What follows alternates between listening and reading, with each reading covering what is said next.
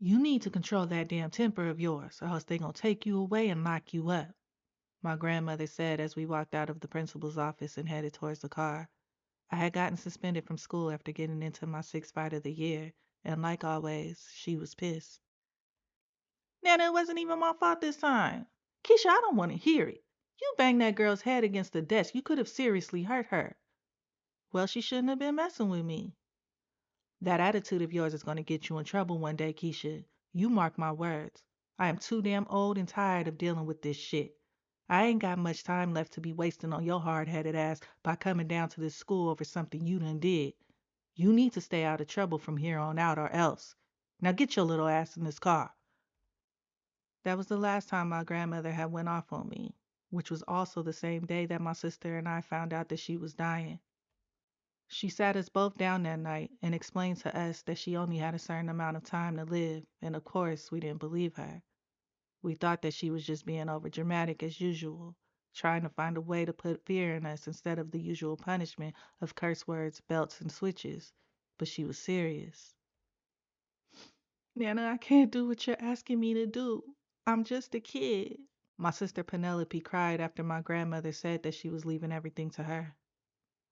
Peanut, you wasn't thinking about your age when you thought you was grown enough to lay down with that boy and get yourself pregnant. Now was you? You're about to be 18 soon, which means you're an adult, and I need you to look after your brothers and sisters, or else they'll end up in the system, and I know you don't want that. But why does everything have to go in my name, though? Because I trust you more than my own kids. I wouldn't give them the satisfaction of profiting off of me in any way, especially your mother. Now, you don't have to worry about the mortgage because it's already paid off. You just need to keep the lights on and food in the fridge. That's all. Penelope dropped to her knees, placing her head in our grandmother's lap, and started to cry again. I can't do it. I can't handle that much responsibility. I don't want you to die. My grandmother ran her fingers through my sister's hair as she lifted her chin and caressed her cheek. Listen to me, baby. You can do this, okay? You can do this and you will with ease. You don't have to worry about Keisha because she can take care of herself. It's the little ones that need you the most. Peanut, I know you're scared, but you gotta be strong for them and me. But most importantly, you gotta be strong for you, okay? Penelope nodded her head as she slowly got up from the floor and wiped the tears from her eyes. I'll try, she softly said as she sat back down on the couch. My grandmother then looked over at me and told me once again to stay out of trouble and explained to me how my sister was going to need my help with everything. I told her I would do my best, but unfortunately, it was a promise I couldn't keep. Every time that my sisters and I got into a fight with each other, my grandmother would remind us that she wouldn't be around forever, saying that we had to stick together because life would tear us apart. I believe she knew that she was going to die long before she ever told us. I think that's why she did all that she could to try and raise us up right, since her own children were pretty much fuck-ups. Like, for instance, her oldest son had life in prison. Her second oldest daughter was a mean and selfish bitch. Her youngest daughter was living with a pimp named Goldie, and her other son was a gambling drunk. As for my mother, who just so happens to be the eldest of all my grandmother's children, was a straight-up crackhead that walked out of our lives when I was 8 years old and hasn't been back since. I actually saw her ass in the West one day standing in front of this liquor store looking lost. I walked up to her and said hello, but she didn't remember who I was. She didn't even know my name, which was pretty fucked up because out of all 8 of her children, I was the only one who looked exactly like her ass. I'm the third oldest out of all my brothers and sisters, and for a brief moment in time, I was her baby. She used to always read to me and take me out to get ice cream or sometimes to the park to play. She even used to sing to me while brushing my hair. I miss that. I miss her. But mentally, she's gone. The once beautiful woman that I knew so well was replaced by a walking zombie who could care less about the world around her as long as she had her next fix. There was 8 of us, and we all had different daddies.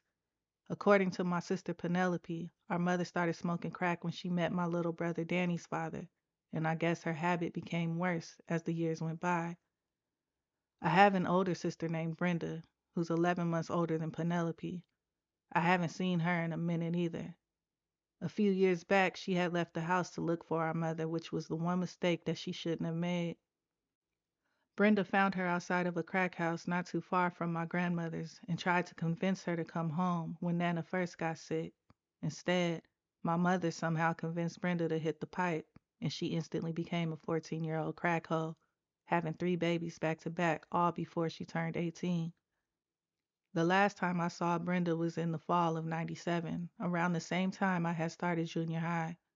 She showed up at the door and dropped off her kids, saying that she'd be back in an hour, but she never returned.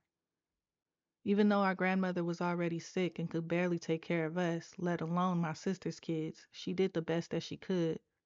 That is, of course, until the day Brenda showed back up at the house and stole Nana's pearl necklace, Social Security check, and a few other things while Penelope and I were at school. After that, my grandmother threw up her hands and said that she couldn't afford to take care of all of us and that she no longer had the patience to deal with Brenda, my mother, nor her alcoholic son and 2 heartless daughters. So she mentioned that she was going to call child services and have them take away the babies, including my little brothers and sisters. Of course, that all changed when Penelope stepped up and started caring for our nieces and nephew as if they were her own. She went out, got a job, and proved to our grandmother that she was responsible enough to take care of not only herself, but the rest of our brothers and sisters as well, which is why Nana felt comfortable leaving everything to her. Unfortunately, though, the same week that Peanut found out she was pregnant, my grandmother told us that she was dying. That winter, my sister gave birth to a baby girl. Her boyfriend moved in to help with the baby and the bills as my Nana's health became even worse.